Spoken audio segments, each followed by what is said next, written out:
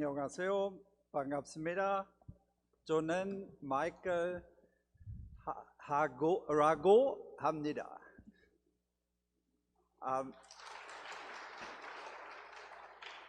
감사합니다. Yes, I was a part of the technical study group analyzing the World Cup in Qatar. And what we did, it was benchmarking.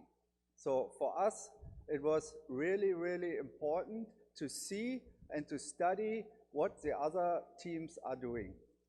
But it's not only about to study and to watch, it's about to discuss and finally make the solution what is really good to perform and develop further for our FA. As an introduction, what is the mission of a FA?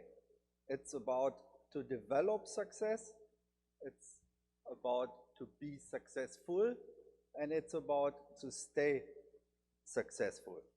And successful teams can be described by 5 focal points. It's about individuality, and on the other hand, variability, teamwork, dynamics, and overall the right mentality. And let me start with the basic orders. First things first. With the basic order or basic formation, for many people, the only key to successful tactics. For me, it's a number combination to arrange my player on the pitch. And as you see nothing. It's keyword variability. The table shows us different basic formations of the teams during the World Cup. And the different colors indicates that many teams change their basic formation during a game or from game to game. So this slide is much more easier to understand. And you see that nearly 75% of the teams changed their basic orders. And from a scientifically or statistically point of view, this score is really valid. Overall, the teams show more flexibility. But we can't say that we become more successful. Yeah, for example, France kept their basic order during the whole World Cup, or Morocco as well, and they've been successful. But what is for us as a FA important, that the flexibility is increasing. And for me, it's not so important to play a 4-4-2 or 3-4-3. For me, it's important when we educate and develop our player that they learn how to attack, for example, with 3 striker, with 2 striker, or how to defend with a back 5 or a back 4. What's the icing of the cake? Goals, goals, and goals. In this small statistic, you get an overall view about how many goals were scored out of the game, how many goals are scored from set pieces, and how many goals are scored from transition offense. And it's really, really interesting to see this score that more than 50% of the goals got scored out of the game against an organized opponent. That shows us that the teams had really good solution out of the game. Let me do a small comparison to the last World Cup. The scored goals were nearly the same, and the number of the goals scored by set piece was 30 goals more than the last World Cup. So transition offense was same. So transition offense plays always an important role. But again, the number of goals scored out of the game increased a lot. So let me start with the goals scored out of the game. We call it offense, okay? Offense because we have the ball and against the organized opponent. So we call it offense, organized play and structure.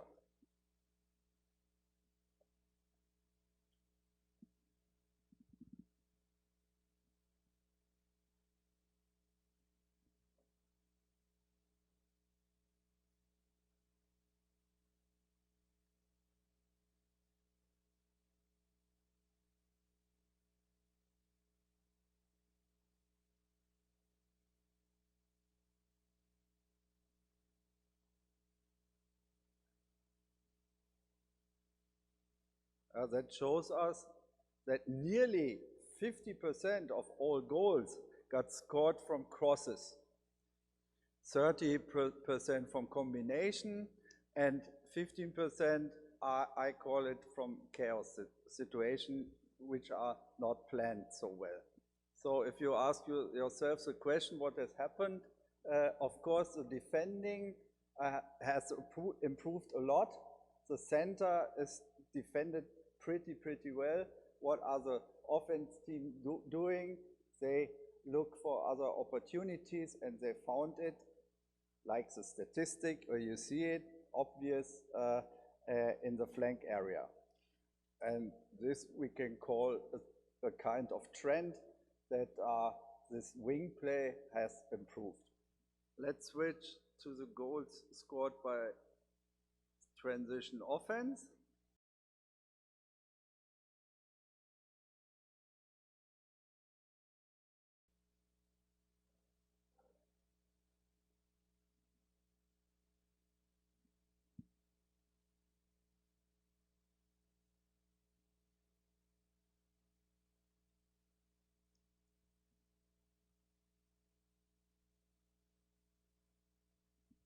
And you see most of the goals are scored by passes and combinations. So the fastest way to the goal was sought in a straight line. Crosses don't play a major role here. So the explanation is why to choose the detour when I go when the team attacking team can choose the direct way to the goal. And goals from rebounds or other random goals are more often, nearly 22% as before, out of the game against the organized opponent. Because now the opponent, the defending team, is vulnerable. So if we are quick enough, that opens doors and we can score. When we look to the set pieces,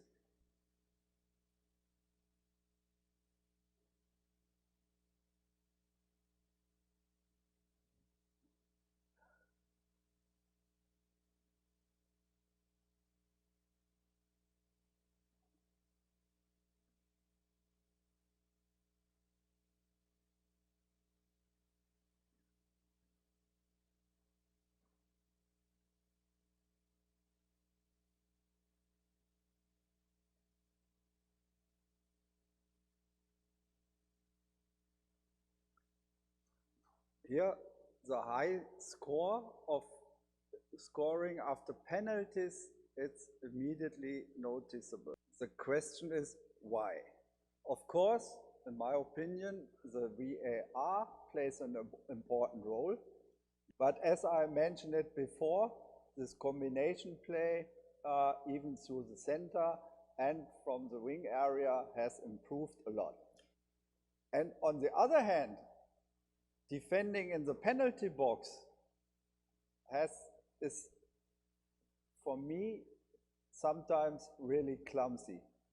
The reason is all teams get educated how how to defend in front, the goal outside of the penalty box, but if it comes into the penalty box and the situations are not clear, the individual player make very often wrong individual defending decisions. And why overall got 31 goals less scored since in the World Cup 2018? For me, might be a reason that the teams didn't have so much time to prepare set pieces for the World Cup. And on the other hand, this defending of set pieces has improved a lot. Or, for me, the main reason, we don't have so much specialists anymore. And we should aware about this, that it's very important that we have this kind of specialists in our team. Let's take a look on the finalization zones. And like all statistics in the world, even we analyze the tournament, other tournament, we analyze a championship, a youth tournament, most of the goals got scored from inside the box. During the World Cup, it's been 92%. And when we take a closer look, it's 83% from the central area and only 7 or 8% of the goals from outside the box. And think about your training, my training in the past as well. What we did mostly, we did the goal shooting from outside the box. So we need to change our mindset. Yeah, we need to prepare or to show small-sided games where the teams or the player are always under pressure. So we need to put our player in almost game-like situations. And from this 92% of the goals, 88% got prepared from the attack third. So we need to give our teams a structure and give solution to our player how to get into the final third as well. So scoring or even preparing, it's no longer based only on chance. So it's not about long ball and hope. It's not about hit and hope. It's not about like I try to play golf. This is a really interesting score again. And you see it, it's obvious. 70% of all goals got scored by one touch.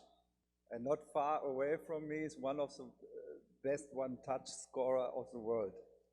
And the percentage of goals decreases with increasing ball touches.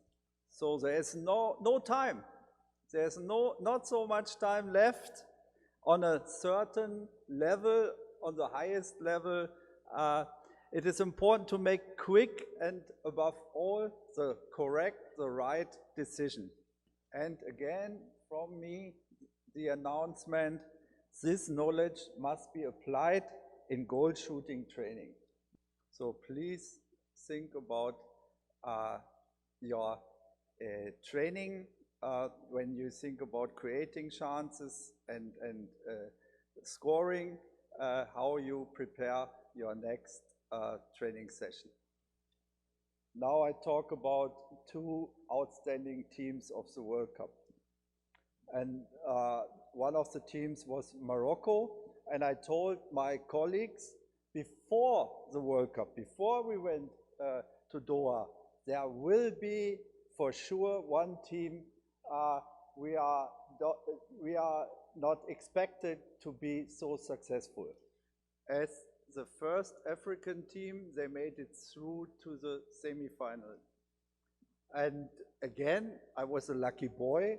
I could watch the first game against them when they played against Croatia. And after 5 minutes, it was clear for me, it's from the side or from the angle of a coach, this is really tough to play against this team. Mentality, teamwork, dynamics in duels and transition phases, individuality was excellent. The team could rely on a strong back four and outstanding player who are played in an axis from the defense level, midfield level to offense level. Like player Saiz, Amrabat and Ziyech. They showed really a strong defense pressing and balanced defense. I call it CAA. Compact, always. But more important, this team ignited euphoria because all of a sudden, all other African countries and even all Arabian countries supported the team. And so they jumped through to the semi-final. The second team I want to talk about is Argentina. Here, the whole country expected the trophy. And they did it. They delivered, finally. But it's been a bumpy road, I tell you. And again, I was a lucky boy. I could watch the first game. The first game was against Saudi Arabia. The score at halftime was 1-0 ahead. They scored 3 offside goals, so the sun was shining over Argentina. But in the second half, the tough journey started, and they lost the game against all odds. And for me, that they it's really the quality of the coach, how he managed the team around Messi and Messi around the team. And here too, the team showed extraordinary mentality, individuality, teamwork, variability, and dynamics. And not even like Morocco, especially in the defensive phases of the game, they showed it in all phases of the game. And the coach even changed the basic order, the basic formation from game to game. So let's talk about the player who finally creates the team. Of course, there were outstanding players in the World Cup, and we as a TSG, we decided to nominate 22 players. And even on same positions, there are different qualities. But what is really important is to show our young player, our young talented player, how it works out on the special position. So we need to promote our player in a position specific way as well. So keyword is here, besides to develop our team, keyword is for me individualization. And just for example, one player, Jude Bellingham, it's a player of the English national team, a midfielder, we can call him, he's a really good box-to-box player. And also, he is very young. He has everything that characterizes a complete modern midfielder. So very aggressive in defense play, but always a goal threat too. But at the end of the day, for me, it's absolutely crucial, what do we learn from this quality player? So we, as a FA, we have developed special position-related requirements. And here's just the example. it's a box-to-box player, for example, our player, Wang Inbom. And we developed these profiles for each single position for defense and offense. And it's very important that we educate our young player or even professional player, so we have enough time for this during the week, in a position-related way. So for example, our player Wang Inbom, he always demands the ball. He finds the gaps and the right space that he doesn't get immediately pressure from the opponent. He is able to solve pressure situation like under time pressure, opponent pressure, or space pressure. He supports the attack and created chances as well. But let's go back on the track. Benchmarking for Korean football. What do the others? What we can learn? What might be good for us? With all these insights, we want to define our own style of playing. And thankfully, football is a simple game. Just 4 phases. We have the ball, we lose the ball, we don't have the ball, and we win the ball. And of course, we need to think a little bit more in detail, so we created sub-phases for all phases of the game. And I think, because you are all coaches, you need to be aware of this. Because all these phases of the game, all these criteria, they have to be valid, always independent from the basic order or formation. And for all phases of the game and all sub-phases, I created special criteria and principles. For example, in the phase, we have the ball, offense, organized, playing structure. And here we are in this situation, the ball is in the attack third already. And principles here, or features of quality, I don't mind the right wording, are attacking the depths, occupying the box, intelligent finalizations, and think about what is happening when we are losing the ball, so how we prepare the rest defense. Think about attacking the depths. Our team, we are facing the goal. The opponent is with the back to the own goal. So we have always advantage. And main goal must be to deliver a split pass, and we need to expect from our striker split runs as well. And as soon the ball is in the box, our player, or as much player as possible, have to occupy the box. Think about, the defense is now in a really, really tough situation. And this situation has got to be exploited.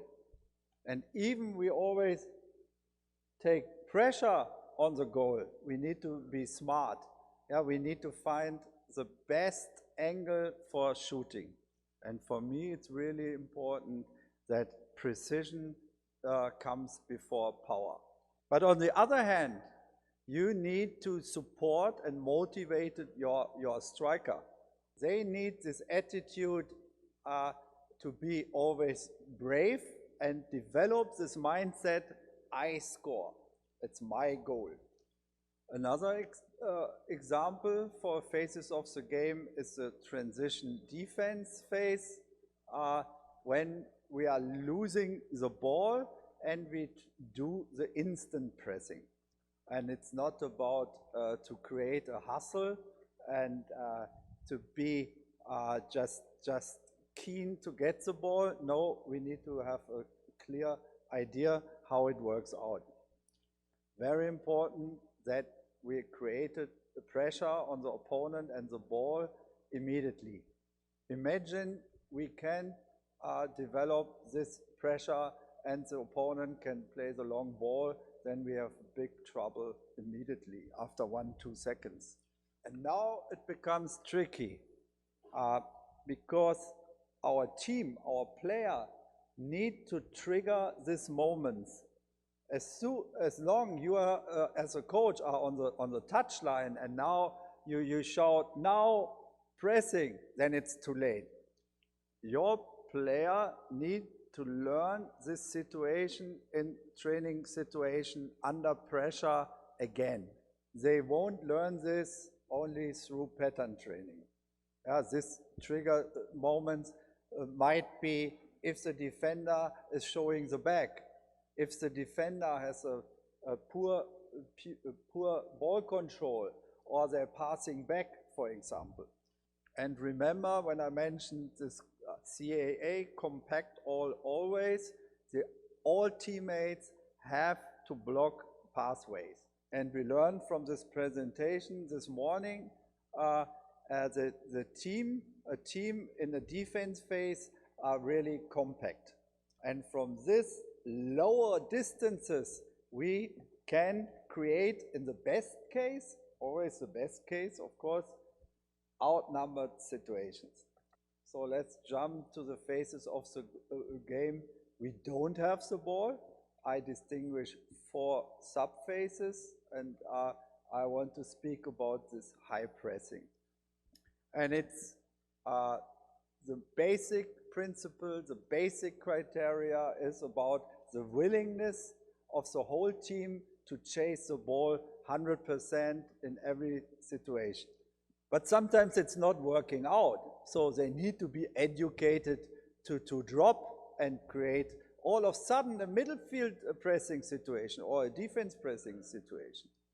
And we need to create or provoke uncoordinated